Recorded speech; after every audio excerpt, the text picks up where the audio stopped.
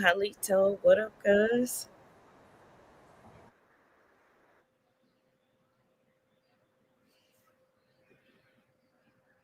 Peace to everybody that's joining us. Cuz got his mic muted. CO, Halito, cuz. No, my mic not muted. My mic is open.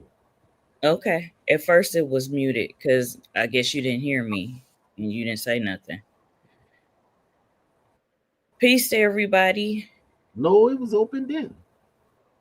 Okay. CO, Halito, what up, cuz?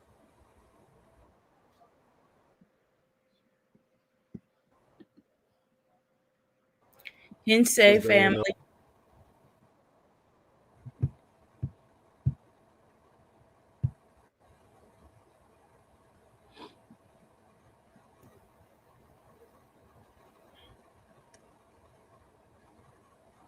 Peace to everybody in the chat. We thank y'all for joining us today. Today, we are honoring Chief Sekhu because he is now the mayor.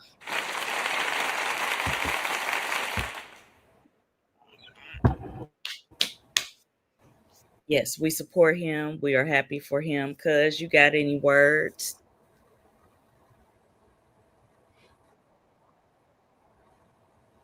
Oh yeah, congratulations on your mayorship. Yes, congratulations.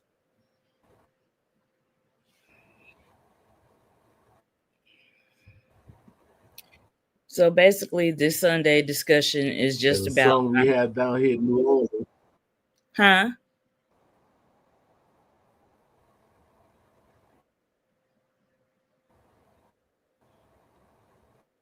What did you say? You sound delayed.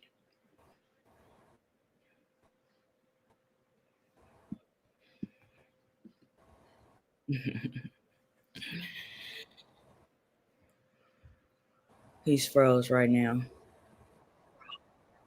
Why the live stream is acting funny? I don't know. I don't know. Why the live stream is acting funny? I don't know. But right there, you good right there. Whatever you're doing right there, that's good. Wow. So today is just about honoring Mico Sekhu on his mayorship. Congratulations. We support you. We appreciate you. And we know you're going to do a good job. Any words, cuz, before we play? Press play.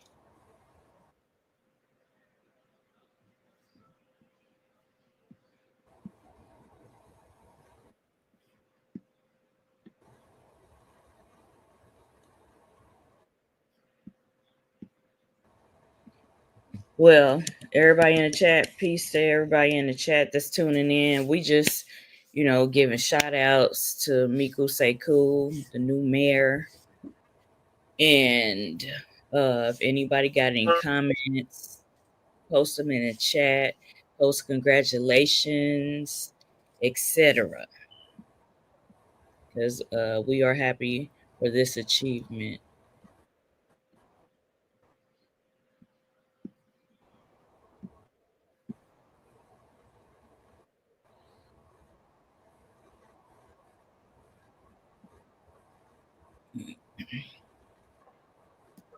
So I'm going to show our disclaimer real quick. Even though this is our footage, this is our disclaimer.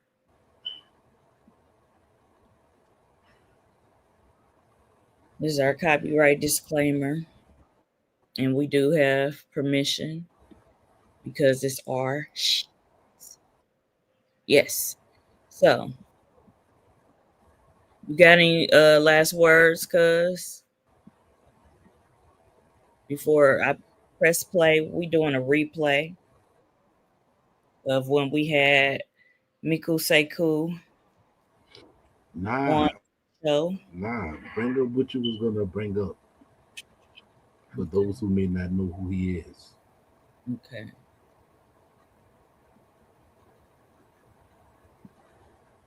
All right.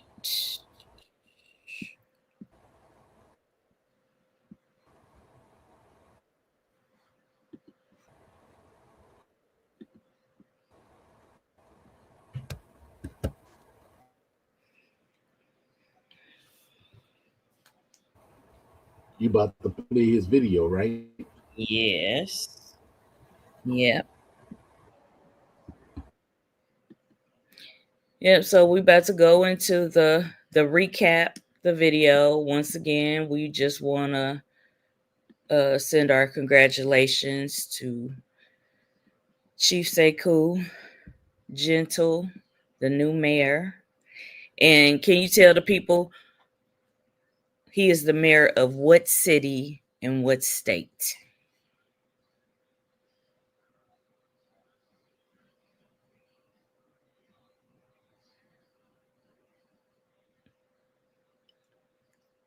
Hello. Oh my goodness.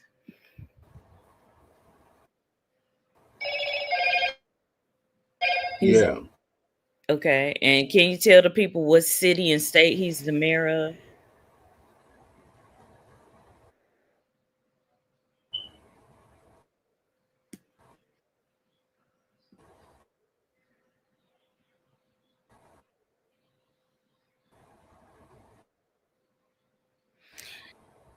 I don't know what's going on with the StreamYard, but the city of Allendale, the state of It's acting funny. correct. Yes. So I'm gonna press play on the footage. We are just celebrating and we showing a recap of our interview that we did with Chief Sekhu about a year ago, 2 years ago. And we just celebrating him. We honoring him. We giving him his flowers. He already does major work for the Yamasee tribe of Seminoles already and the people, and now he's gonna be doing that for the city of Allendale. So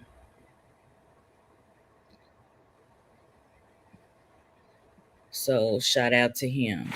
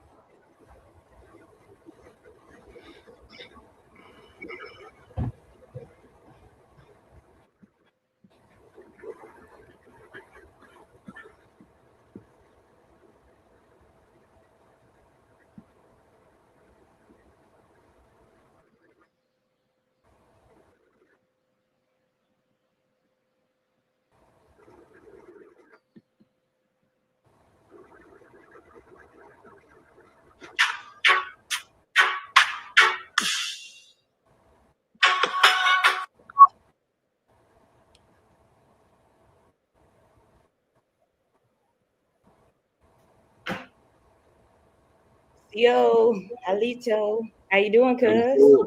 What's going on with you? I'm okay. Yes, I'm on. What's going on? I don't know why there's an echo. I'm gonna try to fix it.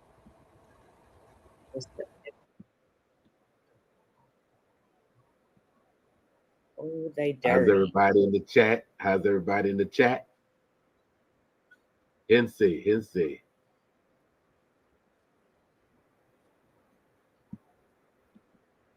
Hense Eske.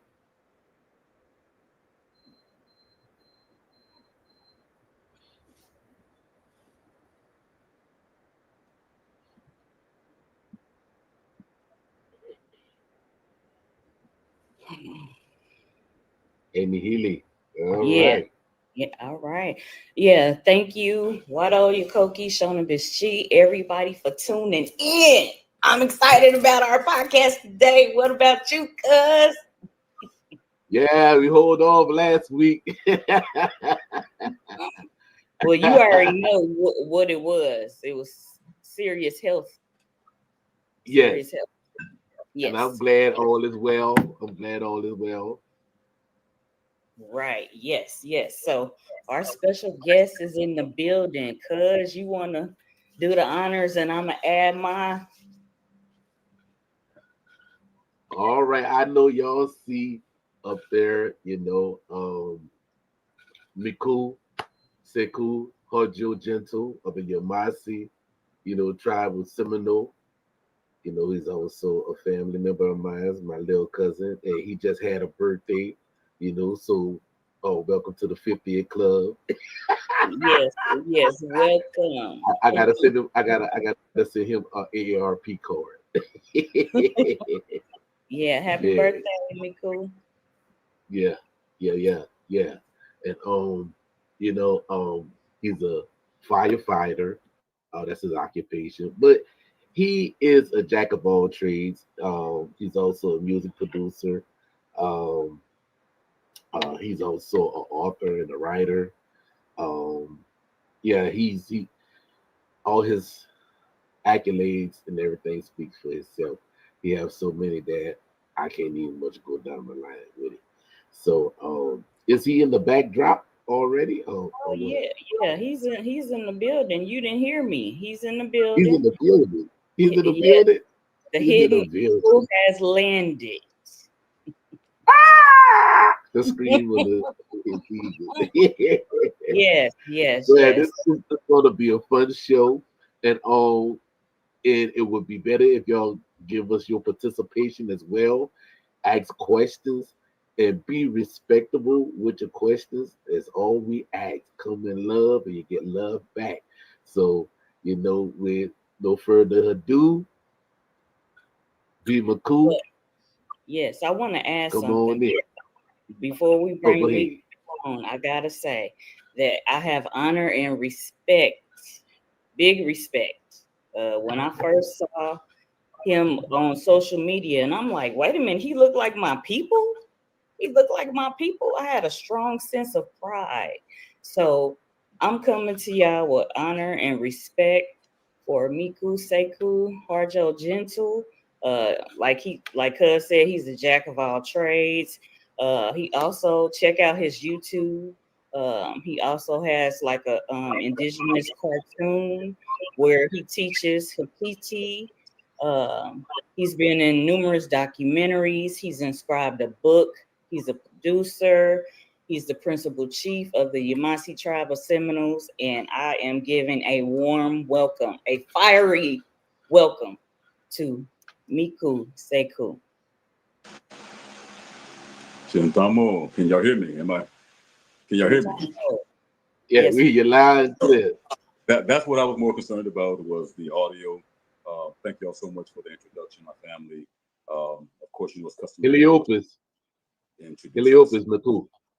Yeah. Chintamo hitoklo. Ani miki siku holam hachutalami yamase hajo. Miku yamase yate.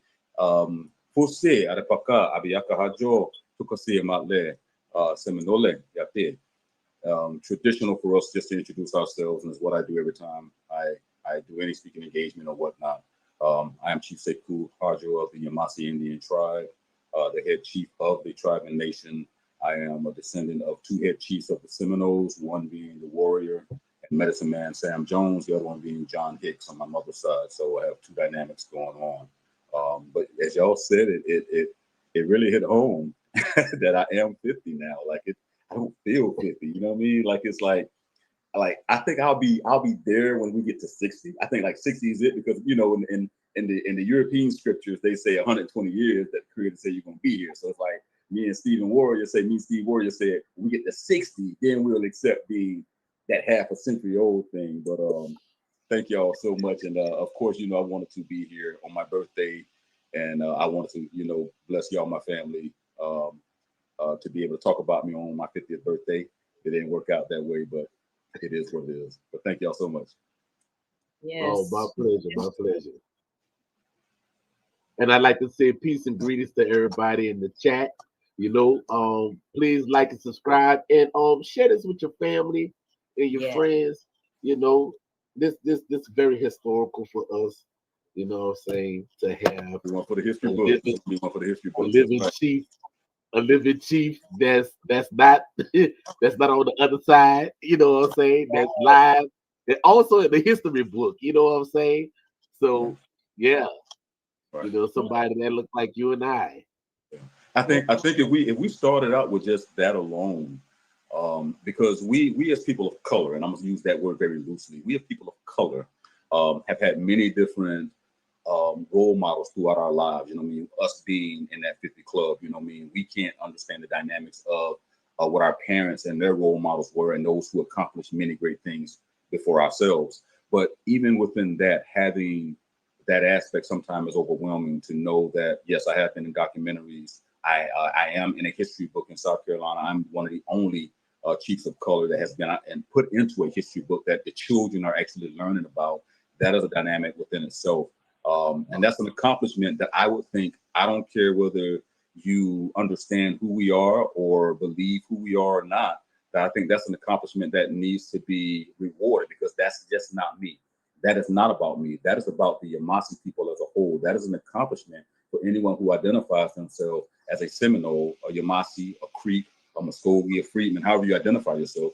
That is an accomplishment for all of us, you know what I mean? Because they are not putting people that look like us in the history books. So, that sometimes gets overwhelming, because that reality does set in. And it's like, how do you top that? You know what I mean? Like, how do you top that? Yeah, that's monumental. Like that spoke volumes to me. Like it just in people's eyes, that solidifies you. Like they don't just put anybody in a history book. Let's be clear. So it's official. I just gotta add that. All right. And then another thing is, it actually gives people of color to start doing their investigation and their research Yeah. on their family to see who is who, Right. And you have people that do their genealogy, you have people that do the DNA test and everything, and you the information in wow, Yeah. the information in the investigation is endless. Yeah. It never stops. Well, let's do one better. Let's take people back in time, and let's talk about 13 years ago. Just we'll start with 13 years ago, when before all of this now that just seemed to be normal to people didn't exist. And myself and a few others was talking about the history of the people of color and how we were misclassified and how we were who we were.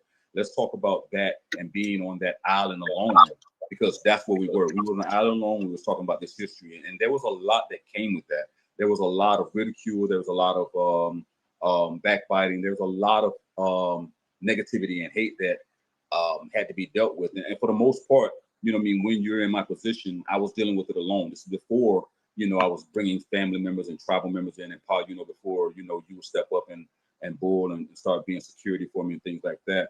It was a lonesome feeling. I'm not going to say scary at all, because I'm a warrior. I'm built for this. But it was a feeling of being a person on the island. And people don't understand that when you research and you go back and you look at all the YouTube videos and you look at that, you had several different dynamics when it came to me. I was and I am still a music producer, songwriter, and all this other stuff. Because that's where I came from, for us, the industry that I was in. But then when it came to the history and the knowledge of our people, I was one of the very few people that was out there on the YouTube, on the platform, putting itself out there, talking about what is now becoming common knowledge. So I'm happy to see the progression of where we are right now, to the point I don't have to talk about this history anymore. I don't have to talk about and prove to people who we are no more. I don't even think that's a conversation we need to be having at this point, about who we are and if are there Indians who are Black Indians. No, it's been proven time and time again. You got great people like Dan Calloway, you got the research guy, you got our own people, Issa Wadi, you know what I mean? You have engine mechanics, Darius. You have so many different people now. I was just trying to show this picture. Oh, okay. But you have so many different people now that are out here in the forefront. TikTok, C3 Mommy. It's so many Signs of Consciousness. For like, it's so many of them guys that I follow now that I'm so happy that I can call my nieces and nephews and family that are now taking on the fight of correcting history and proving it and showing that the history that we talked about and what we've been talking about all those years is valid. If you choose to overlook this now, it's just because you choose to do it. But now that the paradigm has changed, if y'all noticed, because of conversation that I had years ago, and I talked about our red brothers and sisters. And let me say this before I even get to this conversation, that nothing I'm saying will be a negative connotation on my brothers and sisters that are considered the red man or the modern day Native Americans, because I have many brothers and sisters who are my family who come to us 100%. That's always known who we were and who they are to us. Okay, so I want to make sure I'm clear on that. But now it just seems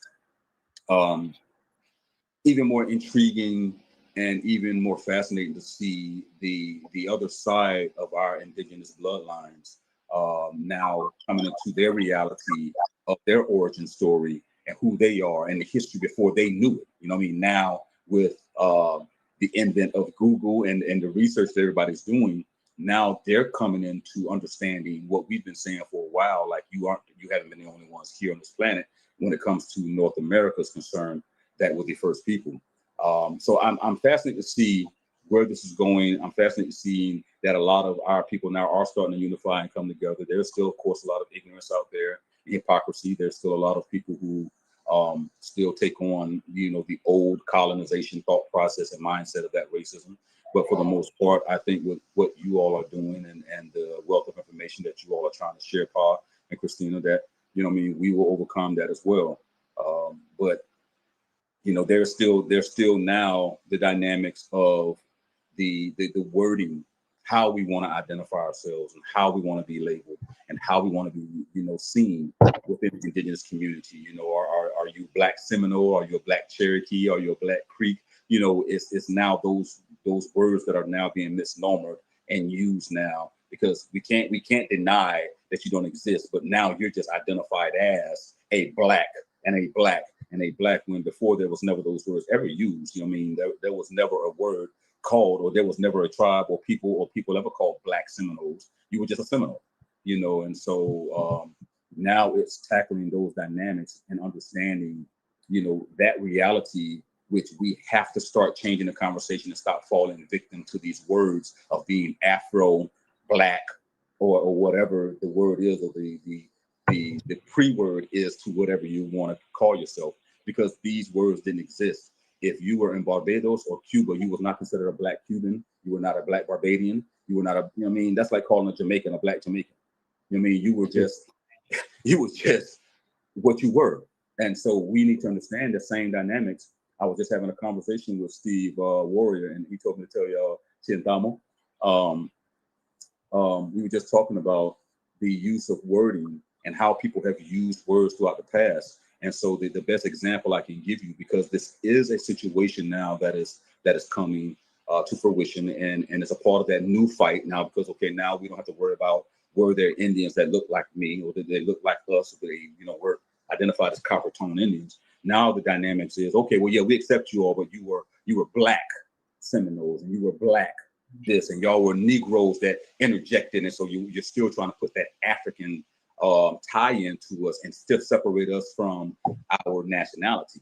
So now let's talk about that. Let's talk about, we didn't call ourselves, nor the history called us Black Seminoles or Black Yamasi, right? And that was the dynamic that I was trying to get people to understand as Yamasi, because remember, the word Creek didn't exist. Muskogee did not exist as a tribe of people. That was a language. That's what they call Masukali. And when you say Seminole, that didn't exist. So what were the people called before that, right? And we're slowly waking up to the Yamasi being the mother tribe, but that's a conversation for a whole nother piece. You know what I mean? Because when you start saying that, then people feel like, you are basically spitting on the history that they've learned and come to understand by their European colonizers, who again had a mission. There is nothing that we talk about that cannot be proven when I talk about our part in history and or the word Seminole as a whole. But to go back to the use of the words Black, it didn't exist. And when you start looking up these images of the Seminoles and you start depicting, and I don't know if y'all have images of the Ruby Tiger and the pictures that I have put in my book, when you look at these images of these Black Seminole women, and I say Black loosely because that's the way you can understand where I'm going with it. And you see these women who had their hair in buns and bangs, like women wore in the 70s and 80s and 90s, and continue to wear today. There was no Black Seminole before their name. She was considered a Seminole squaw, right? So we have to understand that language and how it's being used today is the same way it's being used today. In the 70s and 80s, you know what I mean? I think the men used to call each other pimps and slick, and it was a way that they identified. Now today, you know, the guys are calling themselves my guy. You know, what's up, bro? You know what I mean? But it doesn't denote who you are. And we have to look at it the same way. When people say Black Seminole, that does not mean African. That does not mean anything other than you're trying to give a description, because truly those who are now considered Seminole, who are of lighter skin, is the first image that people come to their mind. But again, if we go into the conversation now of Seminole, which is another conversation within itself, and you look at the root of the word, because the word in our language, what I teach at Fort Mose, Seminole, is actually a Hichiti word, which means runaway. But the word that was originally being used for the Seminoles were Semaroons, right? The Maroon people. So what is the root word of Maroon? But in our language, Seminole meant runaways. It didn't mean wild ones. And it's so fascinating to see the modern day Seminoles and Seminole people today that use that word and say unconquered in the same breath, because you can't be considered wild ones, which is why they added that to the context. I want you guys to understand that. The word wild one was only added because the word Seminole does not mean wild ones. It doesn't mean that. It means runaway, literally. But the reason why wild ones was interjected was to take on the mentality and mindset of modern day Seminoles, which is to be the unconquered. Okay, so if we are unconquered, we can't be unconquered. We was identified as slaves, and that's what Seminoles were considered, runaways, right? Runaways from what? A slave plantation. So if you're running away from a slave plantation, you can't be considered an unconquered person because you were put into slavery. But I don't want to open up that can of worms. I just want to simply say that there's still so much we have to get past, and history has to get past before we can even have those conversations and those dynamics of acceptance. And I know I've been talking a lot, so I'm gonna let you guys ask some questions.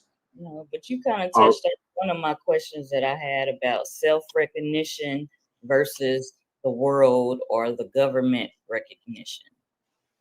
You kind of spoke on that, so I appreciate it. Would you say kinda? So what part did not fill in for you? No, I said you covered it. Okay. You covered it. Huh? All right. We have a guest in the chat that asked the question. Panther Warrior said Mother Tribe, ? Can you explain how they are the Mother Tribe? So when we say mother tribe, and that's a great question, Panther Warrior, and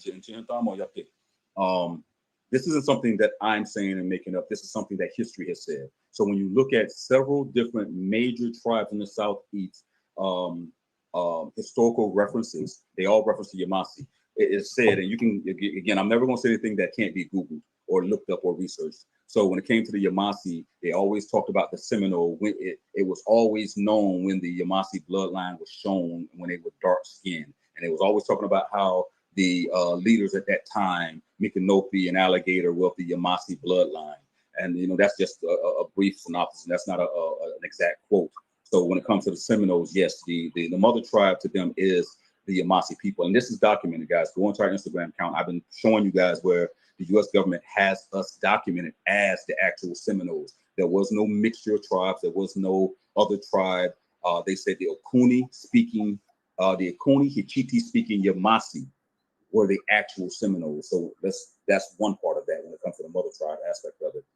And that's something that I'm still waiting for people to catch up on and really get, because I've been dropping this for years now. When it comes to the other aspect of it, the Cherokee is considered one of the largest tribes in the United States. They boast having the largest membership in the United States. And even when it comes to the Cherokee called us their ancient people.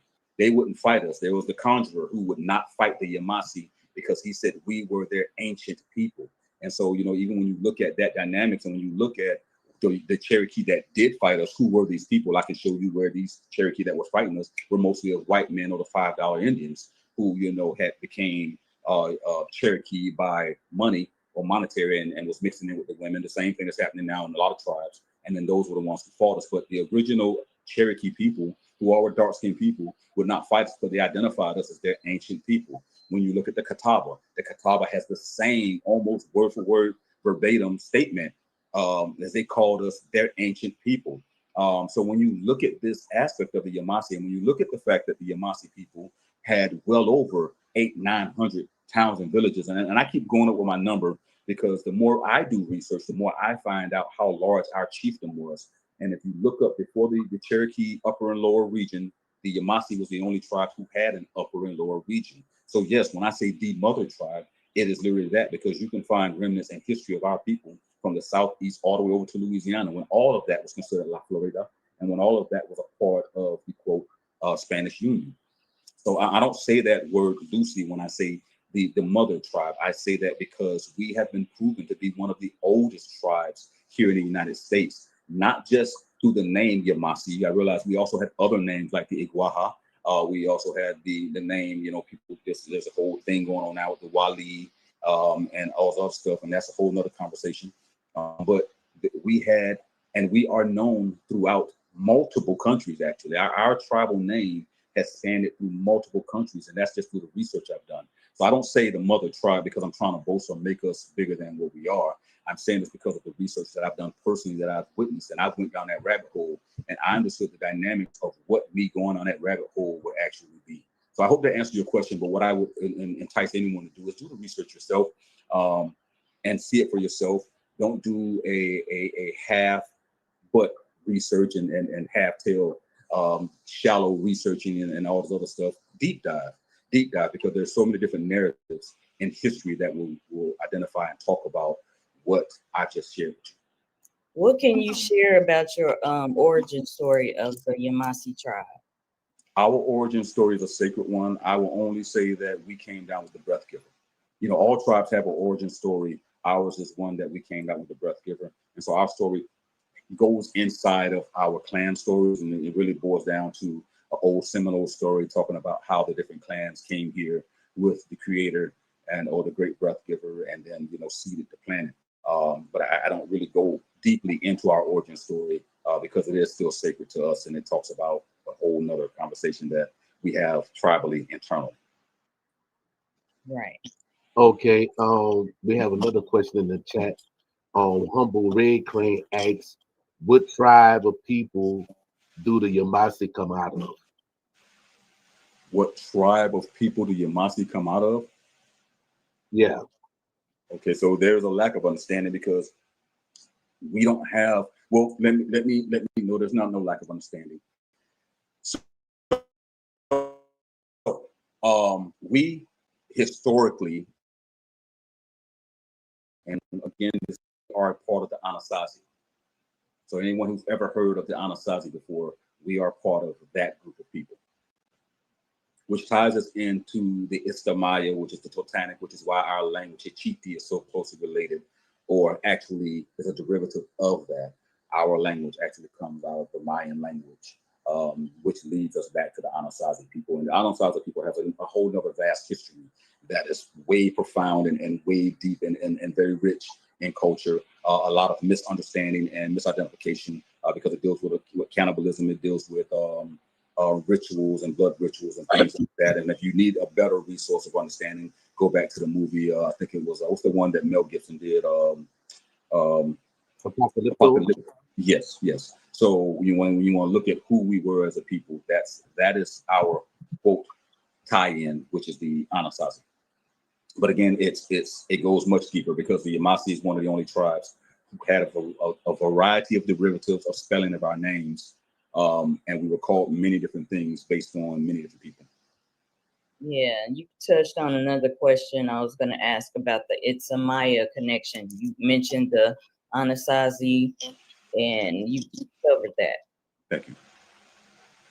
That's one of the things I try to tell people is that, I wanted to know more about our people. I want to know more about our ancestors. And so I had to really deep dive, and I had to go into articles, and I had to go into documents and books that weren't readily available to everybody. And, I tell this in every interview I do, like I got books all around me right now, and that's how much reading I do. You know what I mean? I've read everybody's books. I've read their historical narratives. I got the South Carolina journals. You know what I mean? Indian laws, rights. You know what I mean? I read, and so I don't just take information from the internet and then make it applicable to my conversations or understanding of my people. I wanted to know how we all tied in together as human beings, because truly that's the whole thing. No matter what you believe in, whether you're an atheist or whether you believe in Allah or Yeshua or whoever you believe in, you know what I mean? Everyone says there's a creator. So my goal was, how do we tie back to each other as a people? And that's my research. That's where my research led me to, just understanding the tie-ins to the people. What were we all called before the Europeans called us this? You know what I mean? The word Creek is a European word. You know what I'm saying? So what we called before then, Cherokee is even a messed up derivative and of dialect and tongue. You know, so when I understood the dynamics of our people and understood that, I wanted to find out through our oral history, through our origin story, how we went back to the creator. It takes you down this rabbit hole.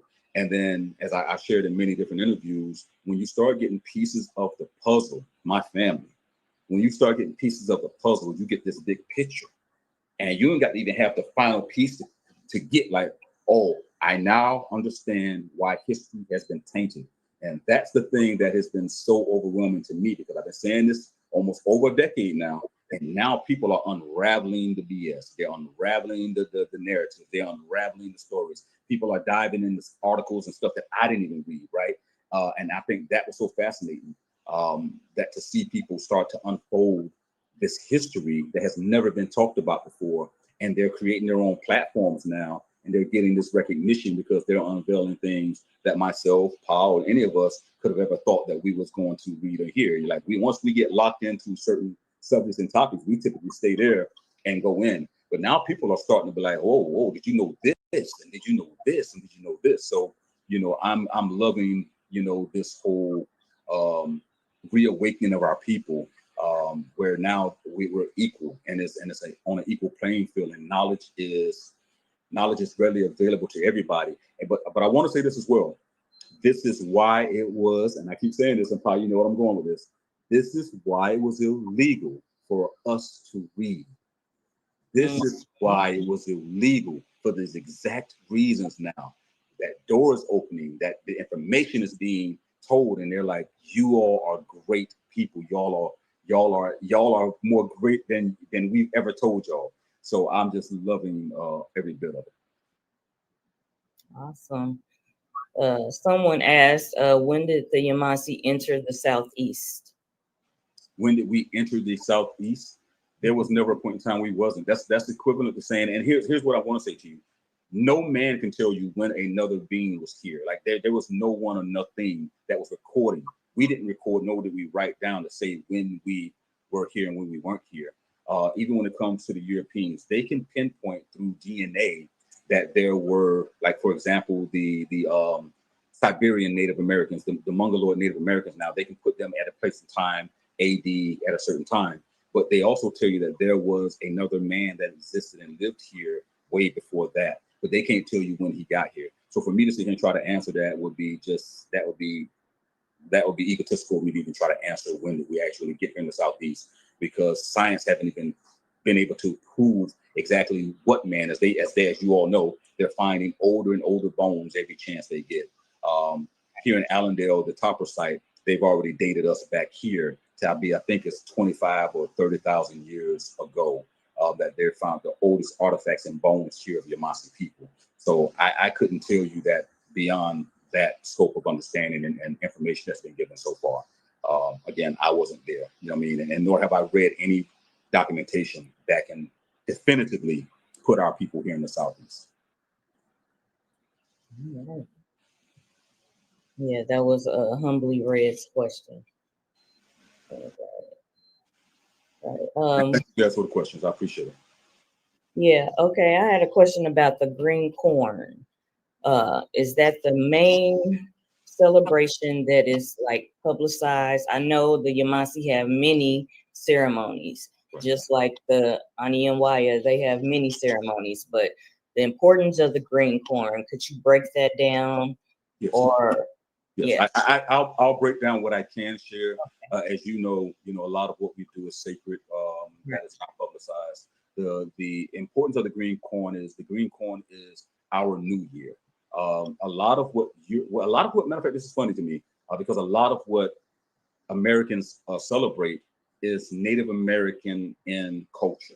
And I'm not saying that Europeans didn't do it before they got here, but the concept of a new year, a new celebration, is, from my understanding, a large part of who we were as a tribe. So our new year started when the new harvest. You got to realize that after the freeze and after winter and things like that, when we were able to harvest the ripening of corn, or not even just corn, any vegetable, when it was feasible to actually harvest vegetables and then go hunting, because animals are procreating at a certain time, they're having babies at a certain time of the year. So now the bounty of deer meat or whatever else is all good at a certain point in time.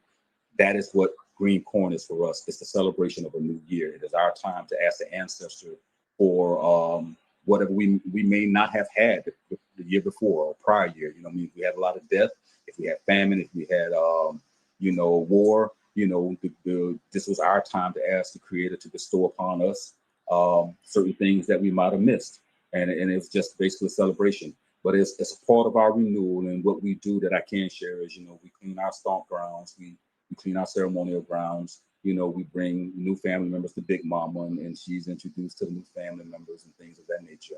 But for the most part, that's what it is for us, along with sacred ceremonial practices and things that we do. Right. So is there a part of, like, there's different times of the year, right? We know that. So like the lighting of a new fire, like you have the new fire, and then it's supposed to stay lit, like the ancestral flame. What is the importance of fire to the Yamasi or to yourself? So if we simplify it and dumb it down, I hate to take away the spirituality of a thing, because you got to realize when our people was coming in, doing their thing, their understanding of a lot of information that science has now given us wasn't the same. Like, we understood always that every living thing had life, even fire. We looked at fire as sacred because sacred was considered the grandfather. It was always wanting to consume. Grandfather always was hungry and wanted to eat. And that's because in order to keep a fire lit, it needs to consume.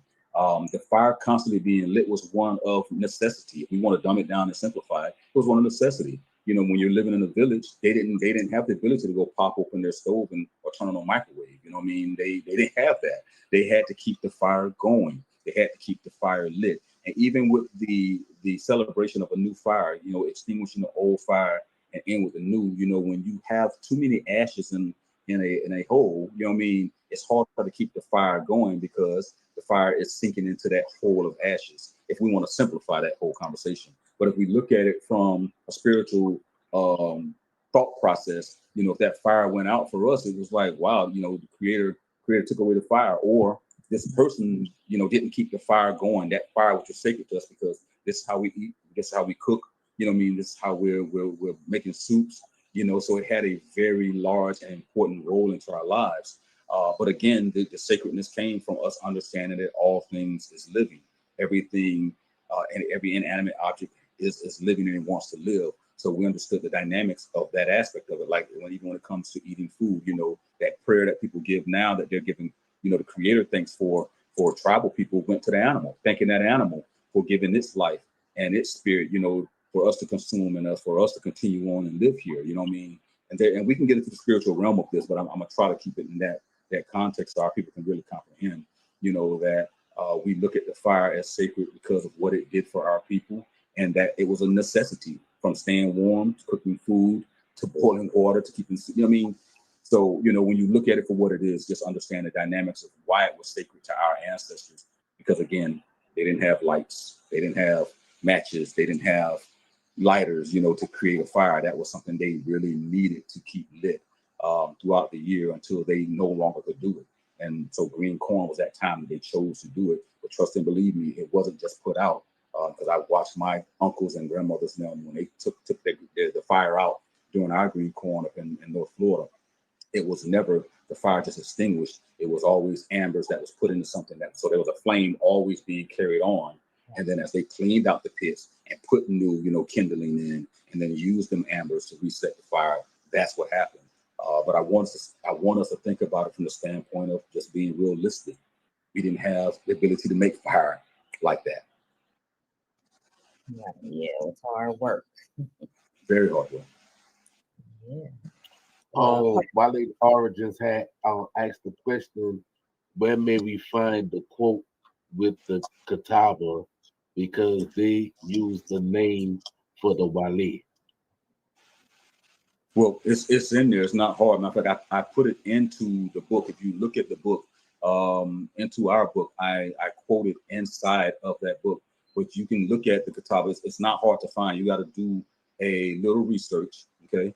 And this isn't an egotistical statement. This is just do a little research, and you'll find the Catawba people identifying the Yamasi as their ancient people. And matter of fact, one of the it goes hand in hand with children of the sun. They also talk about us being children of the sun, which meant basically the depiction of our dark skin. One thing you will never get out of me dynamically is because I have so much information in my head, is the exact quote, exact books, because I've read so much, and I promise you, I can quote you 1,000,001 references and probably very few that I can remember exactly where I got the reference from because of all the books I have read throughout my lifetime. But if it is a situation where you can't find it, I'll make sure that I send it over to Paul or put it on my Facebook page immediately so that you can find it. But I want to say, matter of fact, I want to say it is in the Catawba's book, actually. It is inside of a Catawba book. They talk about the Catawba history, if I'm not mistaken. All right. There's another question by Wale where he said, where is the Yamasi place of origin, and what their original language at the game can join? Yeah, he touched on the origin, but the language, what did you say about the language? Our language, and I touched on that as well when I said that the Hichiti language is a derivative and comes from Istamaya. It's a part of the Totanic language series. Yeah, he mentioned that earlier. Yeah. Now, Panther Warrior asked the question, how did y'all end up on the coast? Talk about when did the Yamasi end up on the coast? Well, again, you're talking about history that no person can talk about. This goes back to, and I don't want to make no one feel stupid when I answer this. It goes back to, again, who can dynamically say when. You have different, so the Europeans would have had to ask elders or tribal members what their origin story was or where they came from.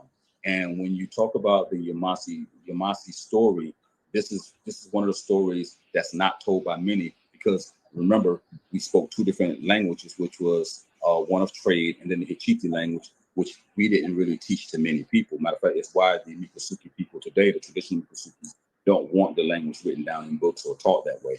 But when you talk about when did we get to the coast and the East Coast, no one could definitively say when we did or didn't. A lot of it is just speculation, and we need to understand that dynamics of it. It's speculation because the Europeans can only go by what they see or what they assume. No different than, you got to realize, when it came to the Yamasi people, they were saying that the Yamasi, according to De Leon and Quadriphages, was from were Africans that came pre-Columbus, right? And so that was a statement that was made in the 1890s, according to the Department of Interior census records, where that statement was made. Now that statement is null and mute because they're saying that the Yamasi been here tens of thousands of years prior to that statement, right? So as the Europeans start researching, the only thing that really can answer those questions, Panther Warrior, and again, this is conversations that I want people to think about. The only thing that answers those questions is DNA.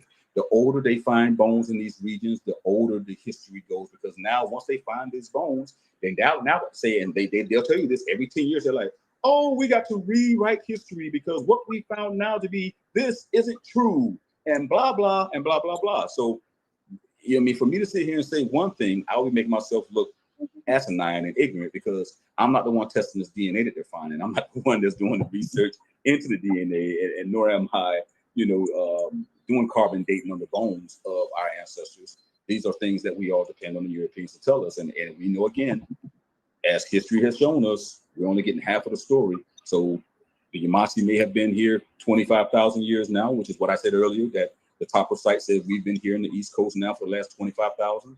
Next year, it may be changed. It might have been 50,000. Get what I'm saying? So y'all looking for answers from me that I don't have because, again, I only can give you what's being told.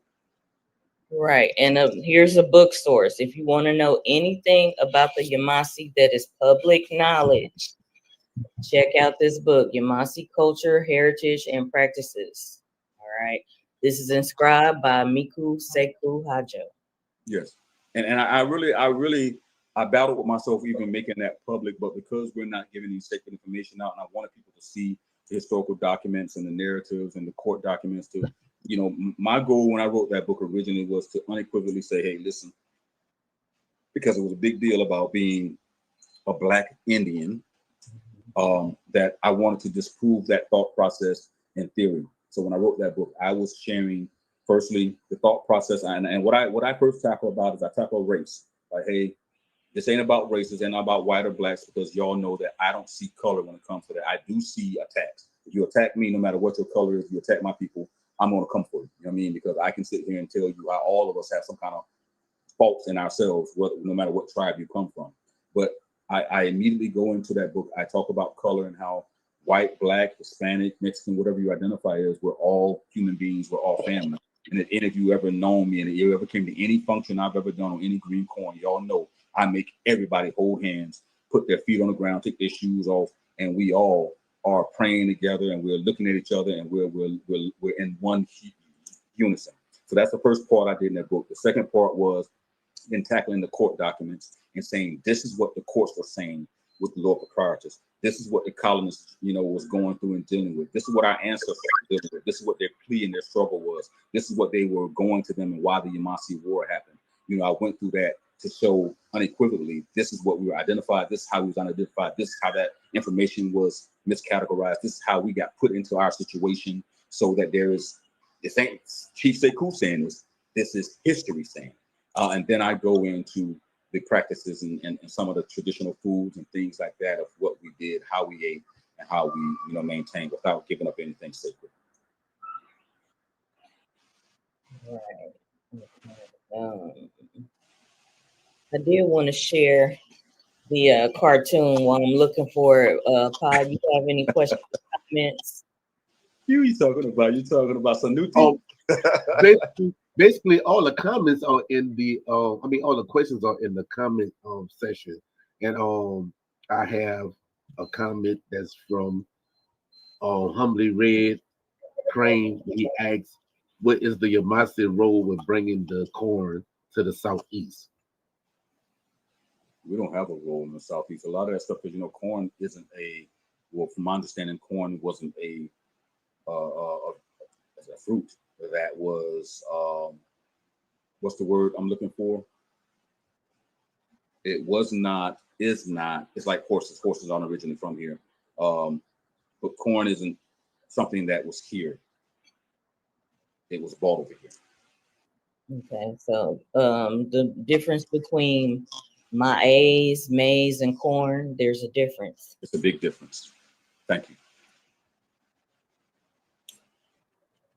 And thank you all for the questions as well. And the questions is what makes a great interview.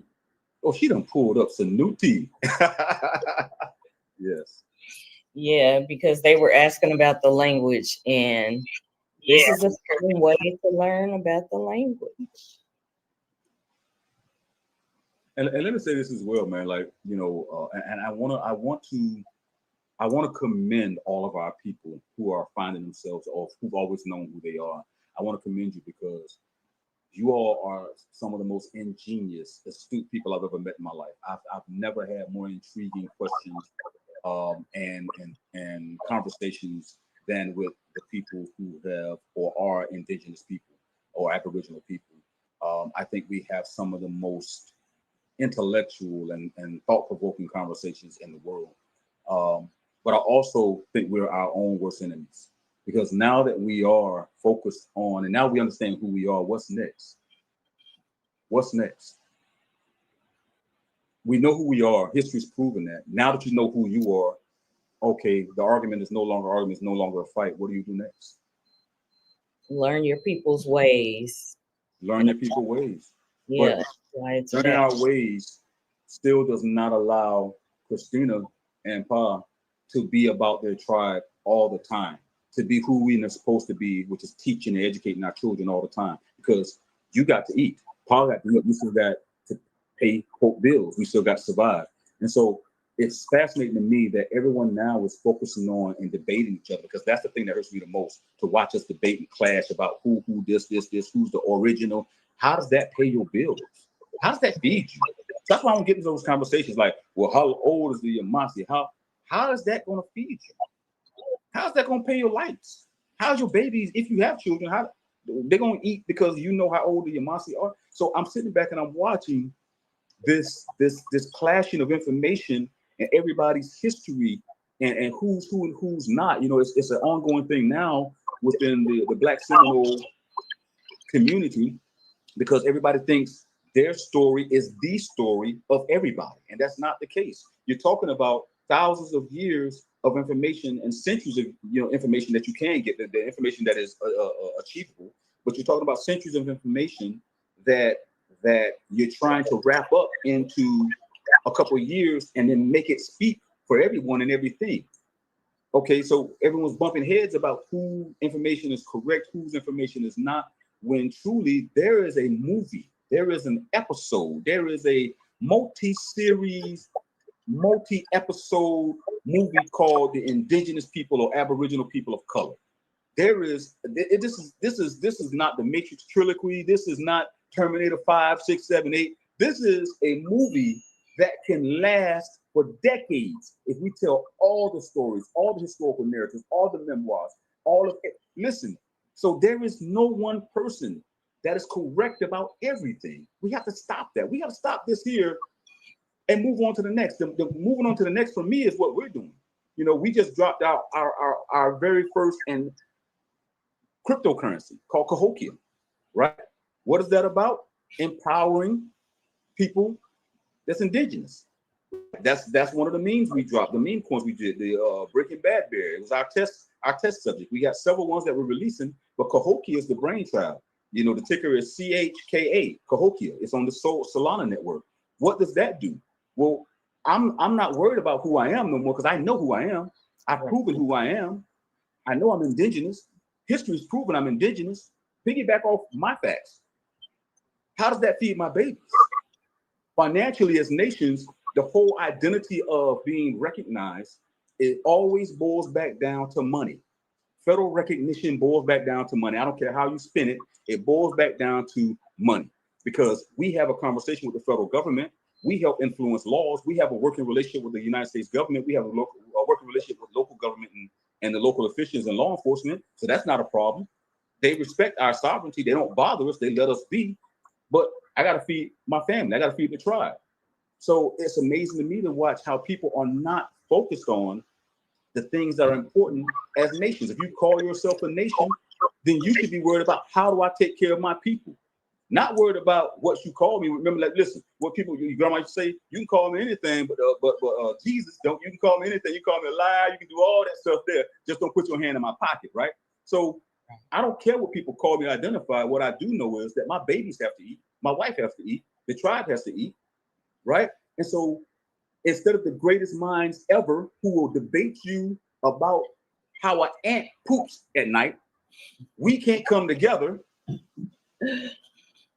to create our financial well-being, because at the end of the day, that's what it's about. So I'm past all the debating part and the origin and the original who's this. I don't care about none of that. I care about how you all going to eat. When the lights get turned off, and I say this in all my videos, when the lights get turned off and COVID, damn, it was it for y'all. Where do you go? How will you eat? How will you survive?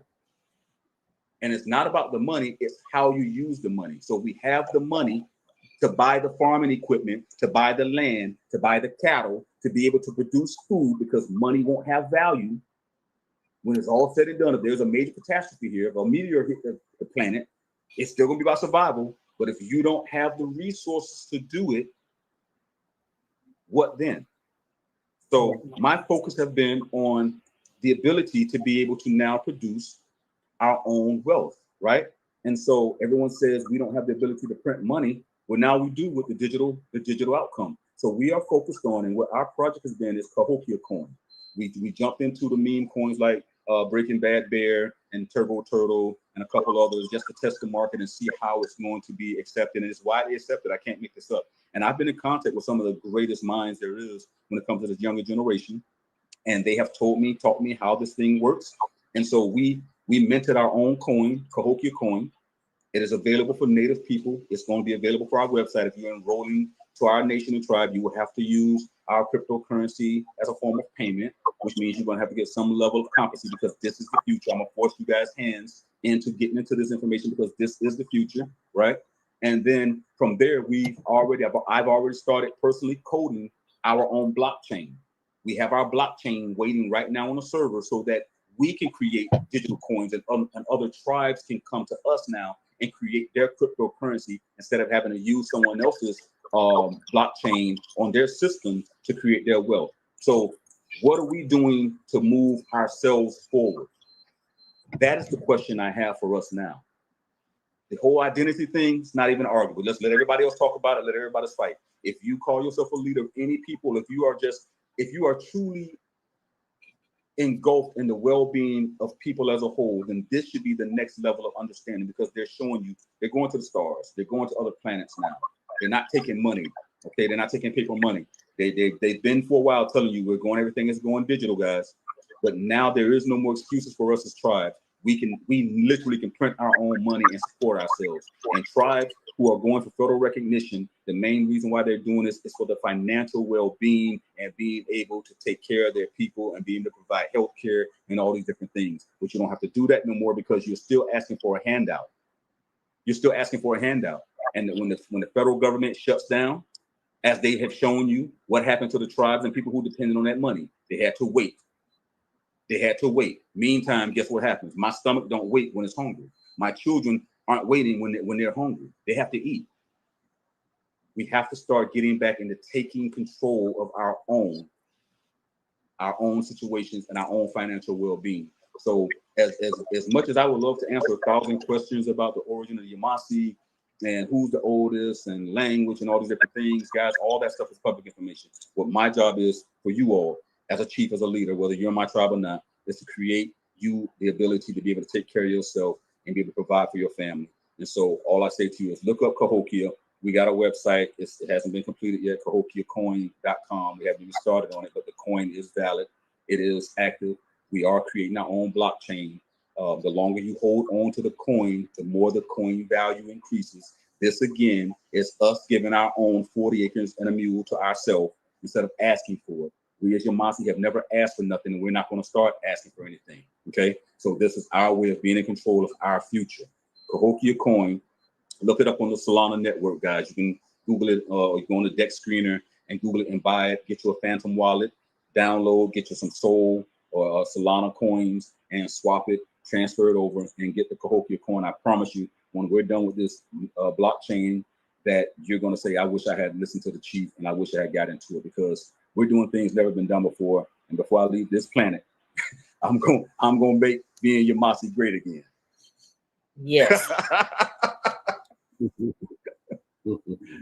That's right. All right. All right. So, hey, enough said.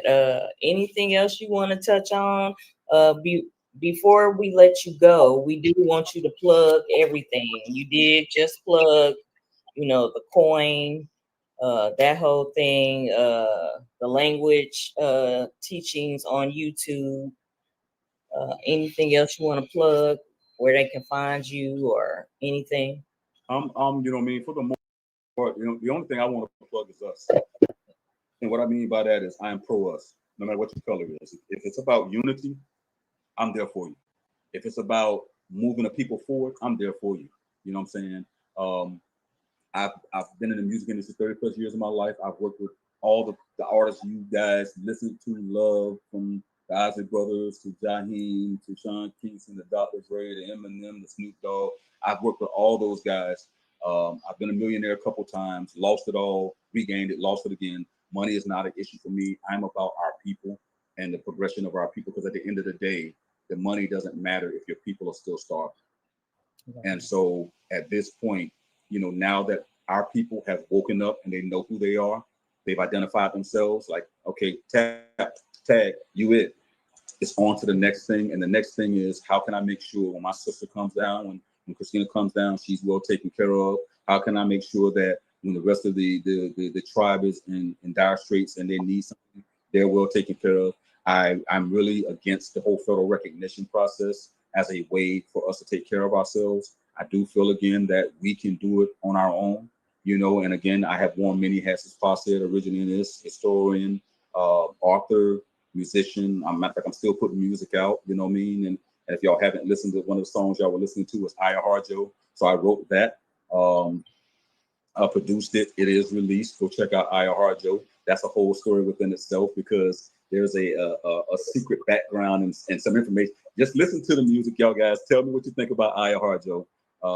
She has dope music again. I wrote it and produced it, put it out to pass a message to our women and sisters. There are several different tracks on there that I really hope that our people hone in on to, which is War Cry, Copper Tone Indians, Indigenous Flame, Destination Me. So I try to write the songs to have a blend of culture and then modern feel for our young women who are living in today's world, who's battling between their cultural identity and then just being and living normal.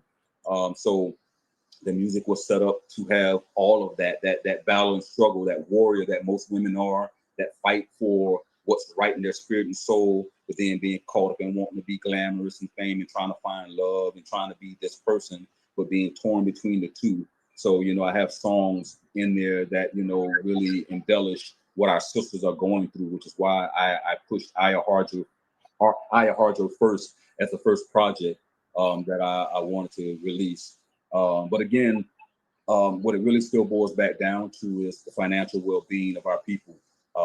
With the digital currency and the cryptocurrency, we no longer have to be enslaved to a system where we are waiting for monies and handout.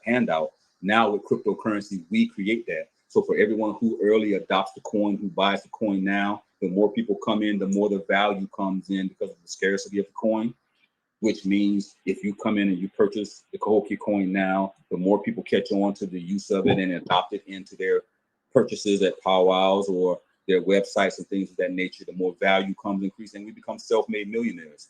What that does in return, it allows us now to be able to create the projects, purchase more land. We don't have to go to government and beg them for our land back. We can just go buy the land back and say, here's a fair price. It's ours anyway, or we can go to court because we got the money for that. So I want us to look at this financial currency thing as one that we must support, not should support, must support, because that's what we've been asking for. But we have to stop waiting for the handouts. This is not a handout. This is an investment into ourselves because not one person controls this coin. This coin is a community-based coin, and we will be releasing all of the coin to the community where we don't have no control over it once we have enough people adopt it. So it will be it will be self-sustaining. But that's the only thing I really want to plug, which is the financial stability of our people and making sure that we are looking at our financial stability and start to invest in ourselves. Because just the way the awakening happened with the indigenous movement and people became aware, that I did one video for it, brother, 3 million production. I want to show you how powerful we are. When I met the brother, I think he had maybe 3,000, 4,000 subscribers. He had been trying to get me on for months. You know what I mean? And Caleb, I love him. That's a little brother to me. Very intellectual, very smart brother. And he was telling me his story and how he got involved with it. But when I went to him, he had 3,000 or 4,000 subscribers, maybe 5. And I don't think it was 5,000, but we did this one video. And he had videos that went and did 100,000. But within, I think it was 3 to 4 weeks, we went from 10,000 views to 350,000 views on his YouTube channel. And that said everything to me. I may be wrong. I think maybe 250,000 views, but it's one of the numbers. But that said that 250,000 people could resonate with the message, understood what it meant, and shared that with other people. That the message that was given in that video was it resonated with people's heart chakras so much so that they had to share it and that it was viewed a couple 100,000 times, right? And so I'm hoping people understand the dynamics of this video as well and what has been shared so far as well. and understand the dynamics of what I mean when it comes to this coin. Because if we took that same dynamics with the coin, if 250,000 of us shared this coin and we all helped that coin net worth at 250,000 people, and this is just a guesstimate, will be worth almost $1 billion. Think about that. Yeah, that's And powerful. that's very powerful. That's very powerful. And I think if we did that in a 3-week period, think if we shared a coin that we all had stake into, that we purchased $20. So you got to purchase a bunch of it because right now it's so cheap. But if you just purchase $20 of it and you get 10,000 coins, and 3 months from now, that coin that you got 3,000 of, 300,000 other people purchased it, and that $20 investment became $50,000. Think about that. Like, come on. So that's what I want to understand. The same way. Go ahead. I'm sorry. Ray Crane asked the question. So if another tribe wants to have their own digital currency, how would they go through you to get their own? Explain. Great question, because that is what the blockchain is about. That is what native blockchain is about. That's why we're creating the blockchain, because they'll be able to come. It won't be going through us. They will go through the blockchain and create their own cryptocurrency themselves. That's what we want to do, empower other tribes. We're not just empowering the Yamasee. That's the thing I want you to get, that the blockchain and the code that we're creating right now that's sitting on my laptop in the server is about them being able to do just that. However, what we're saying now is, and I don't mind teaching people how to do it. It's not like it's a secret. You can create your own coin now. But what happens is when you get into the market right now, there's something, and if you understand anything about stocks, you have to pair your coin with another asset. And so when you're pairing that coin with another asset, and we had to pair it with Solana. So when you pair it with Solana, Solana's going right now for like $149 a coin. Less than a year ago, you could have got that Solana coin for under a penny. And if you were smart and you had purchased it the same way I'm asking people to do now, because it's not if this coin is going to blow up, it's when it's going to blow up. But if you had purchased that Solana coin a year ago and you had bought 1,000 shares of Solana, multiply that right now times $140. If you just think about it, if you had bought 20,000 coins because it was under a penny, what would your bank look like a year from now? That's an interest rate you won't find at no other bank. So what I'm saying is, we don't mind sharing. Just to answer this question, I don't mind sharing, teaching other tribes how to do this. My thing is, the money that we make off the Cahokia coin will implement our native blockchain. We want to have enough people that are indigenous buying a coin that we can say, now that we know that there's a market for it, here's the blockchain. Here's how you guys create your own infrastructure, and we don't have to depend on Bitcoin, Ethereum, or any of the rest of the coins to make our wealth. The Native American indigenous people need to have their own hand in this cryptocurrency. And this is the only way we're going to do it if we support it. If we're truly who we say we are, we need to support this type of ventures, because it only can benefit us. You can buy right now $50 worth of coin, another 100 people can come in and buy, and you can make $100 off that, take out your profit, and keep your $100 in. You've made money. That's what this is about. So if you're interested, just contact us and we'll see how we can help you out. I hope that answers your question, Lamont, because Lamont asks if crypto is only successful if the people invest. What's the benefit the people receive? There you go. There you go. And that's the truth. And that's what I'm trying to get us to understand, that we have been talking the whole empowerment of the people. We've been talking about unity. We've been talking about being one accord. This is it. We invest in everything. Listen, every time you go and buy this processed hot dogs and hamburger meat and all those stuff that you're getting, you're investing in somebody else's company. You're investing in somebody else's company. Every time you go and get Apple stock or Amazon stock, you're investing in their company. What are they giving you back? Well, because you purchasing it now instead of getting it when it first came out, you're getting pennies on the dollar on your interest based on if you had invested when they first came out with it, you would probably been a millionaire. But we invest in everybody else other than ourselves. And it goes back to what all the other brothers are saying, from Islam to the rest of the brothers. When do we invest in ourselves? Because we're giving our money everywhere else but to ourselves and not seeing a kickback from it. Right. Every other people, the Chinese, like the Chinese people got hair salons, they sell in black markets. I can sit here and run it down. The Indians got gas stations in black neighborhoods. banks, liquor stores, but what do we have that we can say our own that empowers us, that puts money back in our pocket? Because ain't none of these operations going to Black communities. These Chinese restaurants, these Indian gas stations, they do not donate. When I was going to get donations for green corn, when I go to get donations for the children or do events, they don't have no money. But they're making hundreds of thousands of money. They're making more money here in our communities than the average community business. But they will not give back to us. Right. So let's go, family. Let's go. Cahokia Coin, look it up on Solana. The website will be up real soon. And if you don't know the history of Cahokia, look it up. Cahokia was a trade place for our people. It's where we came together. So that was the significance of it, right? It's where we came together in unity, bought and sold and trade from each other. It's where we came to do ceremony. This coin represents all of that for our people. Yeah, it was the world's biggest mall before the world's biggest mall. Yeah. All right. Well, Chief, we don't want to hold you too long. Pa, what's up? You got any comments or anything? They have a comment. Someone said don't make the ATL coin and the Bitcoin dominance is too big. It controls the market. If it goes down, the whole market goes down.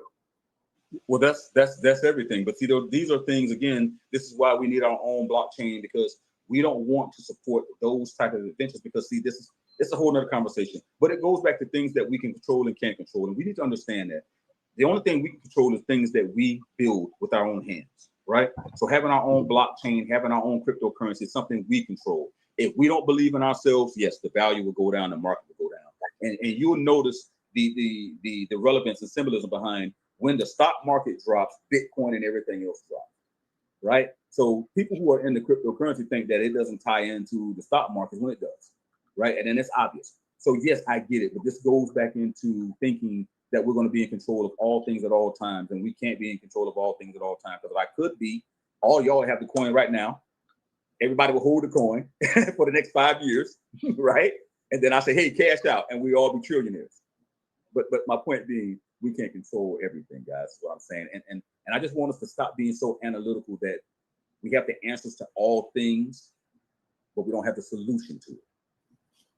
Right? This is a great start, though. But again, the ticker is CHKA, stands for Cahokia. CHKA is on Solana. You can find it on Dex Screener, Jupiter, Radium, Bird's Eye. Download the Phantom app. It's called the Phantom app, PHANTOM.app. You can download it for your laptop browser as a plugin extension. You can download it on your phone. You can instantly get it. You don't have to do KYC. You know, everything is KYC, know your customer. So you don't have to give any information to them. You don't have to give them any of your personal information. You can download it, keep your privacy, and still invest. You're talking about this. Let me see. I'm gonna try to share it. No, I'm saying this, what you're doing is a great start for people that have all these, questions and comments on it. But this is a great effing start. Don't get me started. Thank you, my sister. Thank you. Because again, like I said before, my sister, we can continue to talk about it. Yes, that's family. We can keep talking about it, or somebody got to do something about it.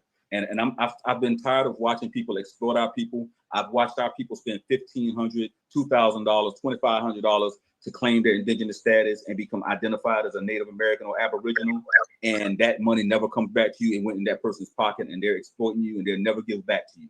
This is something that you can chime into, and it's so funny to me because our people will spend $2,500 to reclaim their status, which is all about steal your money. At the end of the day, you want the freedom to be able to keep money in your pocket, and you want to claim land, and well, we ain't got to do none of that. This is literally about you, and I want to see how many of us is going to support it and really chime in, because the cryptocurrency, the Cahokia coin, is just the beginning.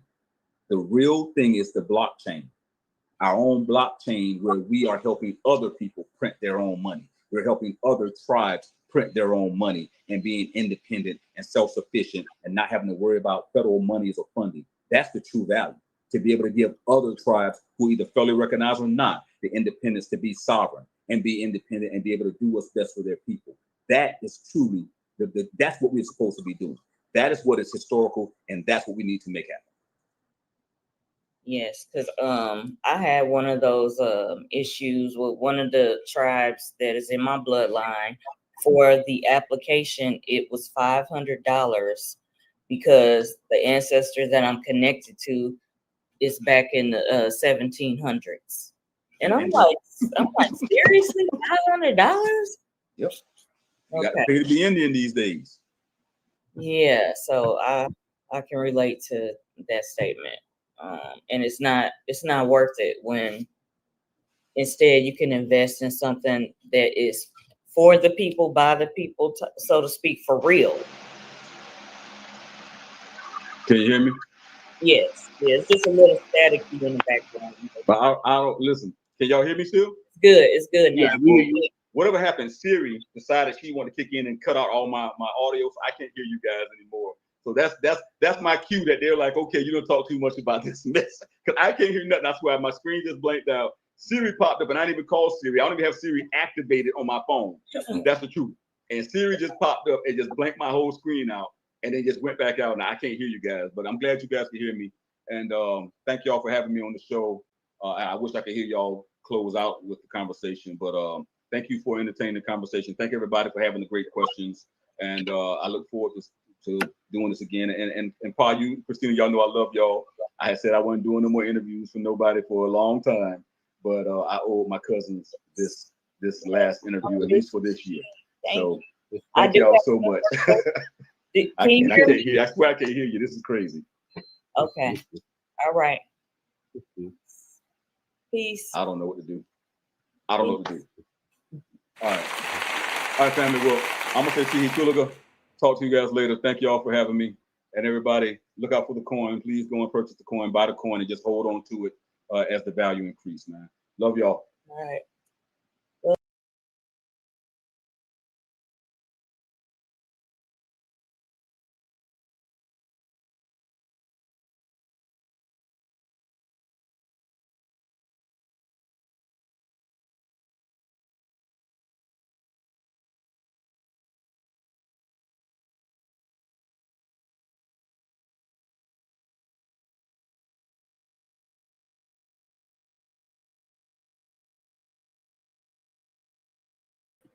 Peace to everybody in the chat. We thank y'all for tuning in.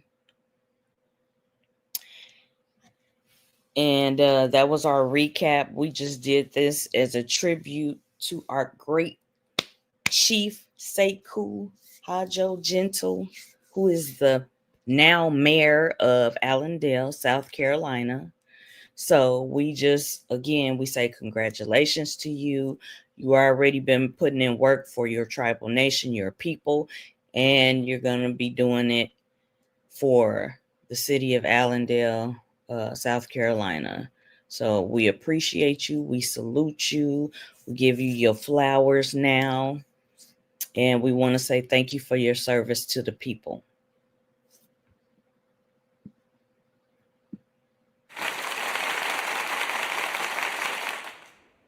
So we're going to close out.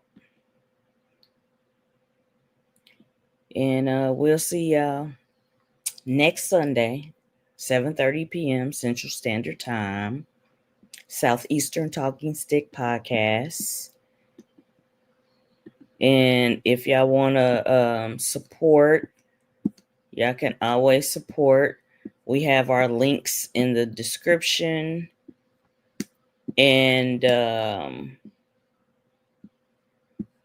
y'all can, if y'all want to support, get merch.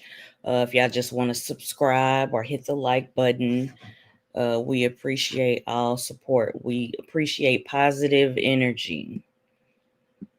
So I'm going to pull up the store real quick and we're going to close on out.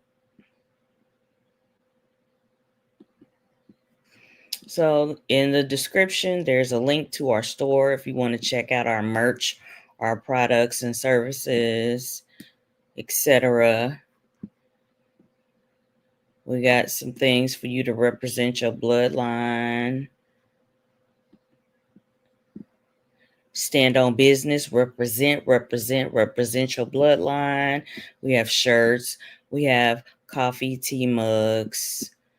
We got a little bit of everything. All right. So if y'all want to support, we appreciate y'all, and y'all enjoy the rest of y'all evening.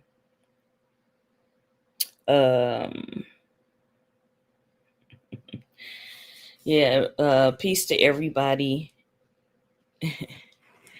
that tuned in. Thank you to our moderator, our Yati Lashonda. And peace to everybody that was really commenting in the chat. We got Mike David, Lewis, Cousin Anthony, Cousin Algeron, Original Truth, AA, Angel for Peace, Rastafari, Reese,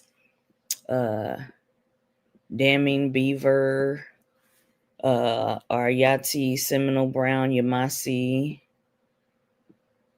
We appreciate y'all for commenting and tuning in with us. This was a great recap of a great historical interview podcast that we did here on Southeastern TalkingStick podcast. And we give another shout out to Mico Sekhu.